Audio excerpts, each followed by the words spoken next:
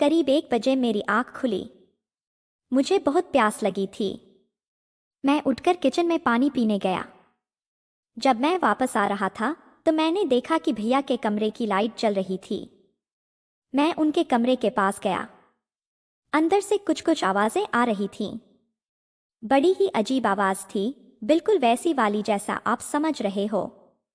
थोड़ी देर तक मैंने कान लगाकर सुनने की कोशिश की, पर जब मुझसे रहा नहीं गया तो मैंने दरवाजे के ऊपर बनी खिड़की से अंदर झांक कर देखा। अंदर का नजारा देखकर मेरे होश उड़ गए। भैया की नई नई शादी हुई थी और घर में खुशी का माहौल था। भाभी का नाम पूजा था और वह बेहद सुंदर और प्यारी थी। मेरी उम्र उस समय 22 साल थी और भाभी मुझसे केवल 2 साल बड़ी थीं। उनके आने से घर में एक नई ऊर्जा आ गई थी। शुरुआत में मैं थोड़ा भाभी से बात करने में शर्माता था, लेकिन धीरे धीरे हमारे बीच बातचीत बढ़ने लगी।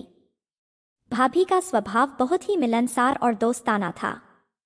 वह मुझसे हर तरह की बातें साझा करती थी और मैं भी उनसे अपनी सारी बातें कहता था। हमारी दोस्ती दिन ब दिन गहरी होती गई। भैया और भाभी की शादी के 3 महीने बाद भैया को नौकरी के सिलसिले में शहर जाना पड़ा। भाभी भी उनके साथ चली गईं। उनके जाने के बाद घर खाली खाली सा लगने लगा। उनकी हंसी और बातचीत की कमी खलने लगी। हालांकि हम फोन पर अक्सर बातें किया करते थे। यह बात उस समय की है जब मुझे अपनी कॉलेज की पढ़ाई के सिलसिले में दिल्ली जाना था। मेरे पापा ने भैया को पहले ही फोन करके बता दिया था कि मैं दिल्ली आ रहा हूं और कुछ दिनों तक उनके साथ रहूंगा। पापा ने मुझसे कहा कि भैया और भाभी मेरी हर तरह से मदद करेंगे। अगली सुबह मैंने अपना सामान पैक किया और अगले दिन ट्रेन से दिल्ली के लिए रवाना हो गया। कुछ घंटों के सफर के बाद मैं आखिरकार दिल्ली पहुंच गया। मैंने टैक्सी ली और भैया के घर की ओर चल पड़ा। जब मैं उनके घर पहुंचा तो मेरी धड़कनें तेज हो गईं। मैंने दरवाजे की घंटी बजाई और कुछ ही पलों बाद दरवाजा खुला। दरवाजे पर भाभी खड़ी थीं। जब मैंने उन्हें देखा तो बस देखता ही रह गया। वह पहले से भी ज्यादा सुंदर लग रही थीं। भाभी ने पीले रंग की साड़ी पहन रखी थी जो उन पर बेहद जच रही थी। साड़ी की ढील और उसकी चमक भाभी की खूबसूरती को और बढ़ा रही थी। उनकी मुस्कान ने मेरे सफर की सारी थकान मिटा दी। उनके बाल खुले हुए थे और उनकी सादगी में एक खास आकर्षण था। भाभी ने मुझे देखते ही कहा, अरे राहुल, तुम आ गए? अंदर आओ। उनकी आवाज में खुशी और अपनापन साफ झलक रहा था।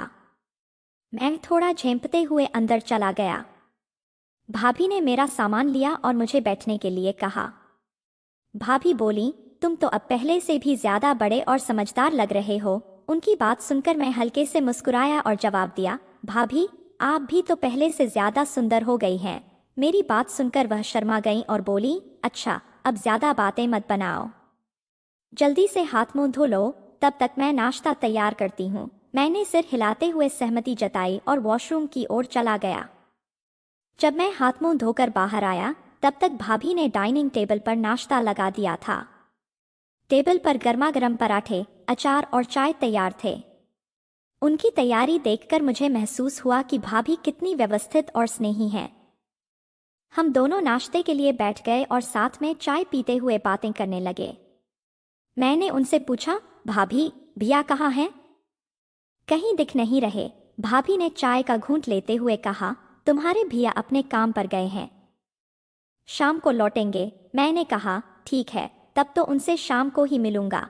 भाभी ने मुस्कुराते हुए कहा, तब तक तुम आराम कर लो, सफर की थकान होगी। मैं खाना बनाने की तैयारी करती हूँ। मैंने सिर हिलाते हुए कहा, ठीक है भाभी। इसके बाद मैं अपने कमरे में चला गया। कमरे में जाकर मैंने अपना सामान रखा और बिस्तर पर लेट गया।